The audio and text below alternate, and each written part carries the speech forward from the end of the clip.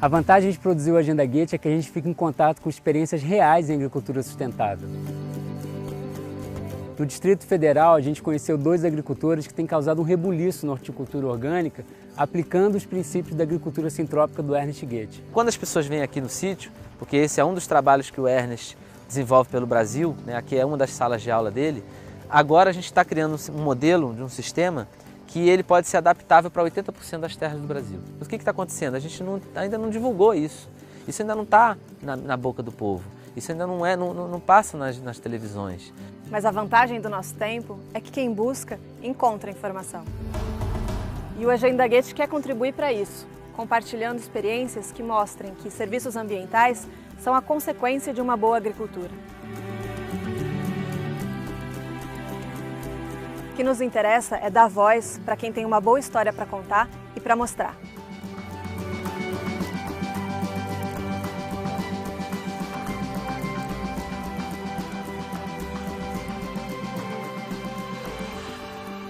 A cada 5 metros são faixas de fruta e madeira. E no meio, entre essas linhas de fruta e madeira, a gente tem 3 linhas de horta. Ou seja, hortas entre os canteiros de agrofloresta. O foco do nosso trabalho aqui é recuperação de solo com produção de hortaliça e futuramente fruta, né? Então a gente tem que procurar um sistema para restaurar os ambientes que funcione e que produza e que retorne. Porque sustentabilidade tem que ser econômico, social e ambiental. Esse é o meu sonho. Vamos plantar floresta e vamos manejar a floresta, mostrando que o caminho para a floresta produz alimento e a floresta produz alimento.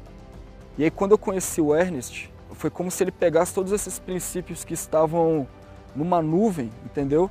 E organizasse. É um foco, você acha um indivíduo que está fazendo o que você sempre sonhou em fazer já há 30 anos na sua frente. Já com tudo realizado, com tudo pronto e vivendo aquilo. A gente vê que o João e o Rômulo são 2 jovens que decidiram questionar o modelo de sucesso e o padrão de vida que eles queriam para eles mesmos. E dentro disso eu me encantei com esse mundo de possibilidades de fazer ecologia na prática e não só da boca para fora. O primeiro papel do Ernesto na minha vida foi esse, sem dúvida.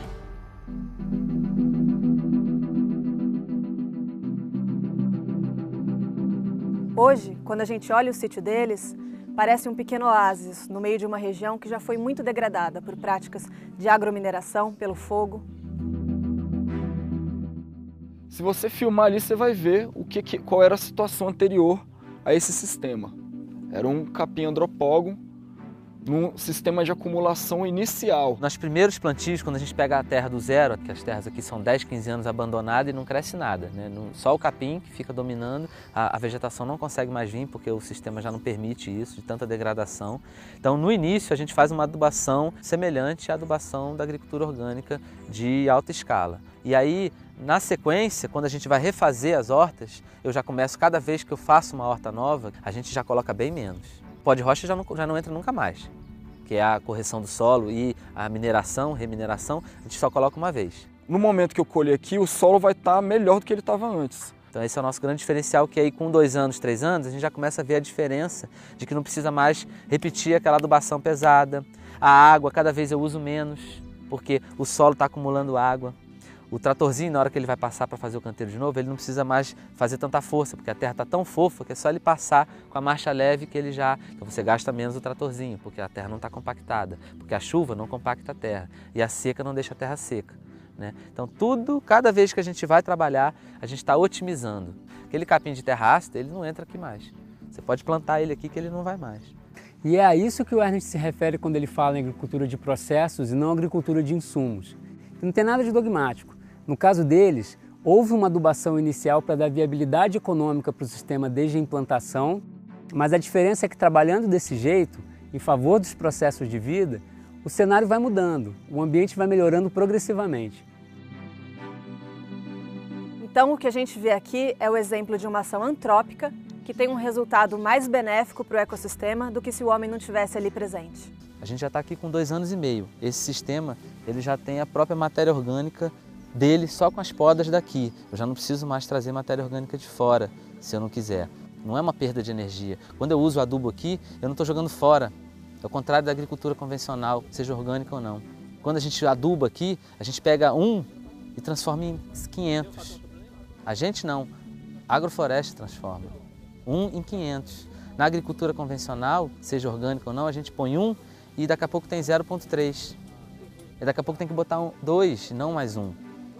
Né? Porque a gente não está trabalhando com a vida, com os processos da vida. Então aqui a gente usa o mecanismo floresta, que é o motor que gira e faz o planeta respirar e viver na agrofloresta. E aí o fornecedor de biomassa, nesse caso, passou a ser a banana e o eucalipto, que são plantados nos canteiros. E todo o bananal e a poda e a derrubada do eucalipto que foi feito aqui, o material está todo organizado, cortado, triturado em cima e nos caminhos entre os canteiros, para que a gente consiga não criar valas e nem criar ilhas de fertilidade, para que a gente consiga criar uma terra preta só. Os ambientalistas não gostam do eucalipto, falam que ele acaba com o solo, que é isso e aquilo, mas na verdade a gente vê que esses são os que mais ajudam na recuperação do solo quando manejados da maneira correta. Com as podas, o sistema é uma bomba, ele não para de produzir fotossíntese e isso faz com que o ambiente fique evaporando água o dia inteiro. Então a gente tem uma diferença de brutal na época da seca de 20 a 30% de umidade no ar dentro do plantio e fora do plantio.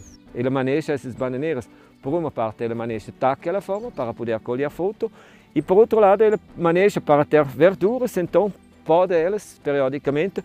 Você quer verduras, planta bananeira, aí você tem verduras. E você quer verduras, planta eucalipto nesse contexto para ter verduras. Você vê a poda, seja foi podado, resultado dessa poda são esses mandioca, é o batata doce, é o milho, é comida. E no outro lado é couve, é inhame, é comida. O eucalipto dando comida e não secando o solo.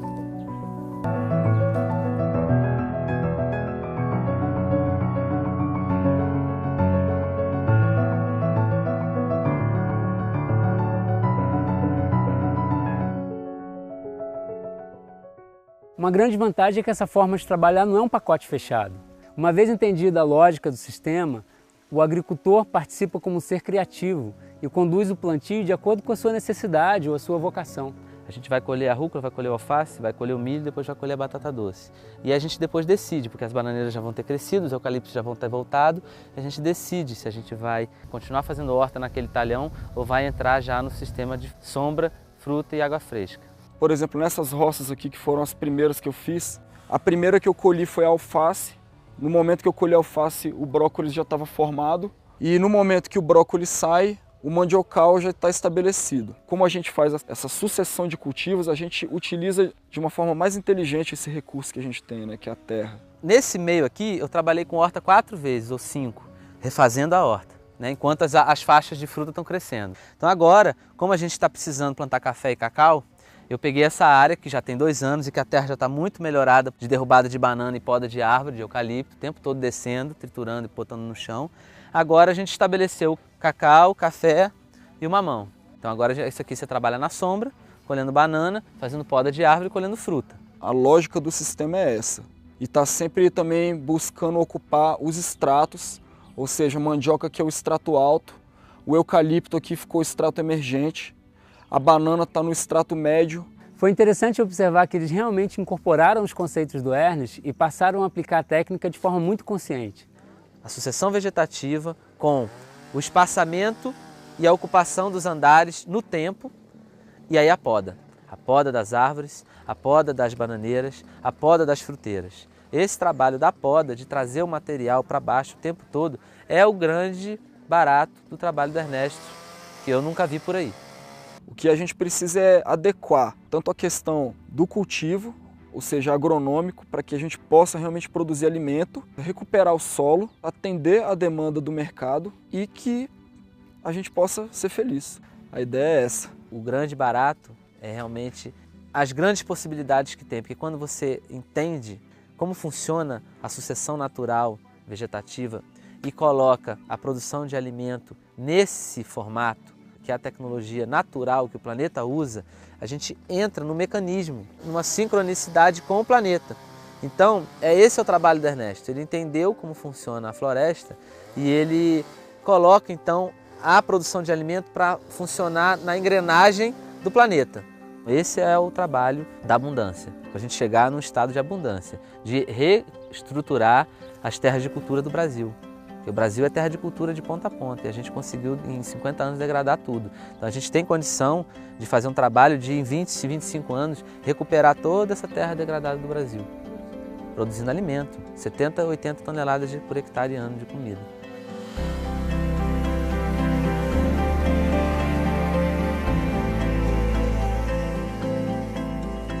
Os resultados têm dado legitimidade para esse sistema, né? E naturalmente atraiu o interesse das instituições de pesquisa e de extensão rural.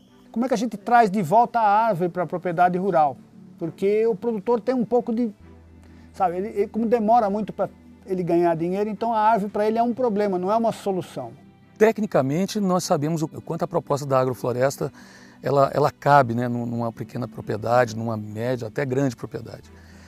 Mas do ponto de vista econômico, como que isso funciona? Porque muita gente, muitos técnicos e agricultores perguntam isso para nós, né? Se a gente entra num sistema de produção de grão e de verdura, que é o que o Brasil produz hoje em larga escala, trabalhando com a agrofloresta junto, a gente consegue, com a produção de verdura e grão, estabelecer as fruteiras de graça, que é o que está acontecendo aqui. Isso aqui está de graça. Esse café, esse mamão, esse cacau já se pagou. Essa laranja nem produziu ainda, já se pagou. Porque a verdura que foi colhida aqui já pagou as mudas deles. Já pagou o adubo, já pagou a matéria orgânica, já pagou a mão de obra. Para desmitificar aquela coisa que a agrofloresta demora muito, né? E que, então tem que esperar a fruta, são 5, 6 anos para começar a ganhar dinheiro. Aqui não. Então essa oportunidade de trabalhar aqui no sítio do João está nos trazendo exatamente uma forma muito aplicada. Nós temos espécies nativas que ele usa aqui, nós temos esse consórcio de espécies anuais com espécies perenes, onde a gente vai poder calcular, então, junto com a Universidade de Brasília, nós temos um professor da Universidade de Brasília, nós temos um professor lá da Embrapa Floresta, que tem uma planilha onde ele coloca quais são as espécies que estão entrando no sistema, quando que ela entra, quando que ela sai, e aí você avalia quanto que você gastou para plantar, quanto que você está tirando para vender, para que a gente possa avaliar esse tipo de modelo de plantio que está sendo feito aqui. A gente conhece o conceito de transição na propriedade rural, mas a gente também tem um processo de transição agroecológica dentro das instituições públicas, principalmente, né? E a gente tem que ter a tranquilidade, a paciência de entender que nas universidades, com algumas exceções atuais, pessoas formadas há 10 anos atrás, não acessaram esse tipo de conhecimento, né? Não havia disciplina que abordasse sistemas agroflorestais nessa proposta de sistemas agroflorestais biodiversos. Quando você fala de um sistema desse que usa 30 espécies, uma entrando em um determinado momento, outra saindo, isso dificulta muito essa análise, mas não torna impossível. O diálogo desses saberes técnico e do produtor ainda está muito longe, eles estão falando cada um no seu canto ainda. Nós queremos aproximar essas pessoas para realmente ter um diálogo, para não ficar monólogo de cada lado. De antemão, pela percepção que nós temos, a gente sabe que funciona economicamente, mas é bom ter os números na mão também. Falando em viabilidade econômica, a gente acompanhou o Rômulo em um dia de feira, que é uma das portas de escoamento da produção deles. A feira, além de recriar um espaço de convívio, é um ótimo ambiente para a gente avaliar o grau de ressonância dessas ideias, né? Para a gente ver o quanto que tem de gente por aí disposta a se responsabilizar pelas escolhas que faz na hora de comprar sua própria comida. Então a feira ela tem esse papel que para mim é fundamental, que é de aproximar as pessoas, aproximar essas duas realidades e devolver ao agricultor a importância que ele realmente tem. E você tem um alimento que você confia em quem produz, confia na forma como ele é produzido, faz muita diferença. Parte das pessoas daqui já foram meus alunos, além de apoiá-los na iniciativa, eu consumo esses produtos em casa e daí eu consumo com a certeza de que eles estão sendo produzidos dentro daquilo que a gente espera da agroecologia, com os benefícios ambientais, sociais, que são inerentes a esse tipo de produção. Gosto muito da energia que eles transmitem, que é uma energia de entusiasmo. O entusiasmo move as pessoas. Me confirma que estou no caminho certo. Trabalhar para criarmos áreas de inclusão permanente e não áreas de proteção permanente do ser humano. A AIP. E essa aqui seria um começo de uma AIP.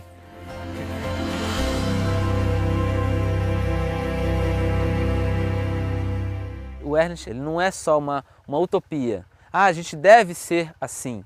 Não, ele é assim. no dia a dia dele, desde a hora que ele acorda até a hora que ele vai dormir. Então a vida dele é produzir mais energia do que consome, né? Fazer floresta o tempo todo, né? E floresta de comida. São as florestas mais bonitas que eu já vi e eu acredito que não tem outra mais bonita que aquela no mundo, né? Se tiver, me fala onde é que eu quero ir lá ver.